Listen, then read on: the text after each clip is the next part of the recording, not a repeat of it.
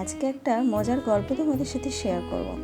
জানি না কে যেন একটা আমার জন্য পার্সেল পাঠিয়েছে, সেটা তো আমি বুঝতেই পারছি না কে পাঠিয়েছে এবং পার্সেলে কী আছে সেটাও আমি জানি না।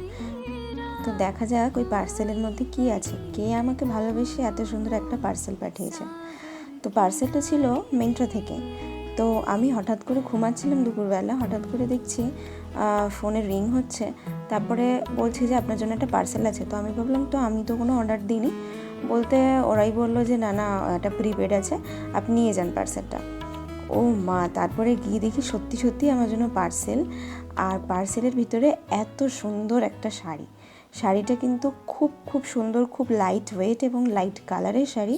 আমার যেমন ডিপ কালার আমি খুব পছন্দ করি, তেমন লাইট কালারও আমার খুব ভালো লাগে, কিন্তু মিডিয়াম টাইপের কালারগুলো খুব একটা আমার সাথে মানায় না। ওই যে কথায় কি একটা বলে না, শাড়িতেই নারী।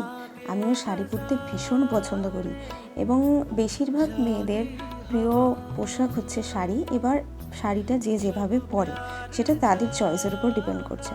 তবে শাড়িটা আমার সত্যি বলতে আমার খুব পছন্দ হয়েছে এবং যখনই দেখছি পার্সেল খুলে শাড়ি, তখনই মানে আমার মুখে একটা আলাদাই গ্লো চলে এসেছিলো যে কেউ আমার জন্য ভালোবেসে এত সুন্দর একটা শাড়ি পাঠিয়েছে। তাতে যদি এমন একটা সুন্দর সারপ্রাইজ আসে আর সেটা যদি হয় শাড়ি, আমার আজকের আর রং ঢং করা শেষ হবে না।